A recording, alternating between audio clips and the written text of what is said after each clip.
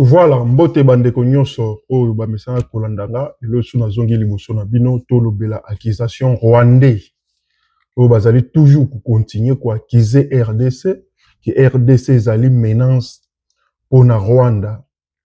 Quand il dit RDC ezali ba FDLR oyo bakimaki génocide ya 1994 si je me trompe pas. Alors to poussa makanisi na biso musika 1994, nous sommes en 2026. En 2026, c'est-à-dire 32 ans. Bon, imaginez-vous, génocide de l'Ekaki en 1994, Batouana, les deux à 32 ans.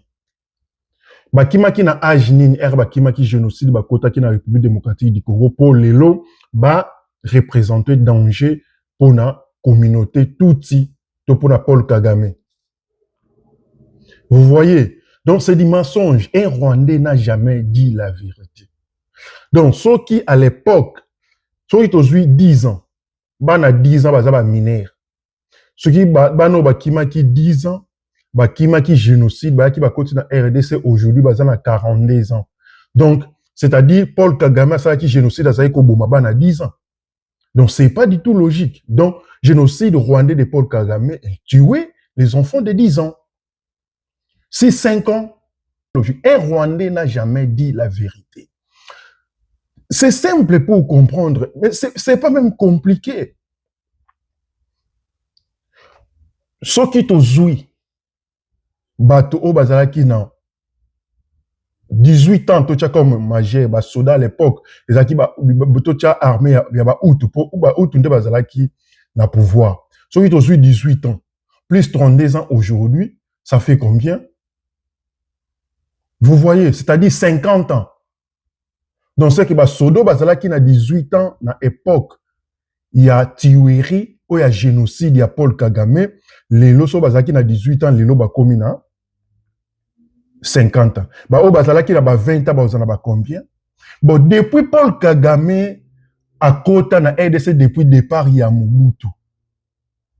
Si les lots, aboma combien, akanga combien, obasi la kate, tandis que RDC, ça mouné, les la population belé, bango baza moukie, bakota ki combien, oti les lots basi la kate, akanga combien, aboma combien, batikala combien. Mais c'est du pire mensonge. Un Rwandais n'a jamais dit la vérité. C'est du mensonge rwandais. Bazo ça la business na bango, depuis baza na RDC, c'est le politique. C'est la politique de diviser pour mieux régner, créer des désordres pour bien voler. Tu vois, bateau, pour enrichir, il faut du désordre. Pour avoir de l'argent, il faut du désordre. Pour voler, il faut du désordre. Tu vois là où il y a de l'ordre. Tout est en ordre planifié. Moyibi est en bolakate. Vous voyez? C'est pour cela qu'ils ont créé des autres. Ils créent des sujets, ils changent de forme. Leur combat est pour changer.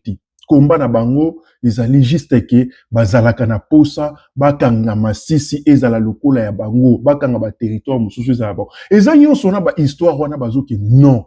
C'est leur politique de diviser la RDC puisque pour que JKK, donc Joseph Kabila, a régné. C'est un plan rwandais, plan de décennies au Bazaki Nangoke. Il faut pas diviser RDC pour Joseph Kabila, a kanga côté wana, yende azala na monopole.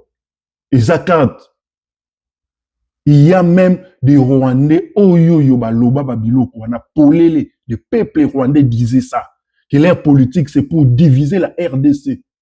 Ce n'est pas ça, tout ça, au Bozomonana. C'est du pire mensonge.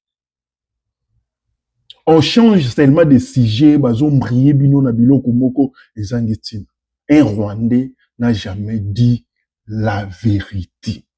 Peu importe ma solo, vous pouvez parler avec un Rwandais touti.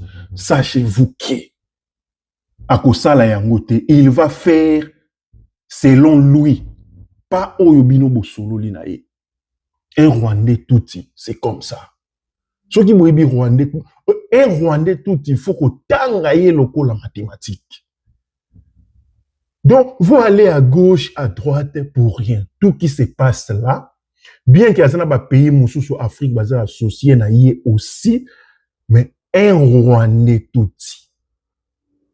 Non. Assis ça m'a ramené dialogue, peu importe Bossoli na akosala ya ngoti, il va faire ce que lui est en train de penser, de faire. C'est tout. Je vous dis ce qui est vrai. Nyonso na yebsaka bino ezala vrai. Je connais bien les Rwandais. Au Rwanda, il y a des tribus. Hutu et les Tutsis. Mais pourquoi Paul Kagame travaillait toujours avec les Tutsis, pas avec les Hutus? Mais à RDC, il y a plusieurs tribus. Il y a même des Rwandais qui travaillent en RDC. Mais les Congolais, au bazali kotambola na se ya envoûtement, sa conscience, bazwa mayele, bafungola mémoire.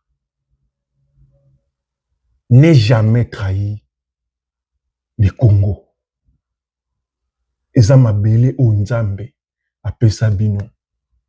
Tout le monde oazo porter soutien na ye na l'AFC M23. Yeba yangoki. C'est pour Paul Kagame.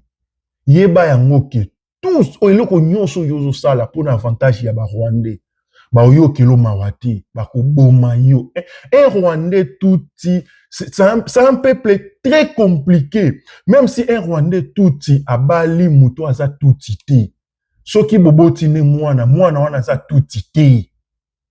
Ba ko liminer a kokota na angle na bango te. Je vous dis ce qui est vrai. Boyebi tribu touti te. Oh nyonso ayebi abala Rwandais touti oboti mwana sokanisi mwana wana ke il parle non ba Rwandais non. Mwana na bango o aza touti ezali mutu o abali touti aboti na touti wana nde o abotami nde touti Rwandais na bango. Soki o balaki Hutu oboti mwana wana za Rwandais touti te. Peuple Rwandais touti bazali très compliqué, très méchant. Donc wana tolobi boy, alors sur la spiritualité encore. Boyebi peuple wana ti. Congolais fungola misu. Congolais bima na se envoûtement. Fungola misu. Ciao.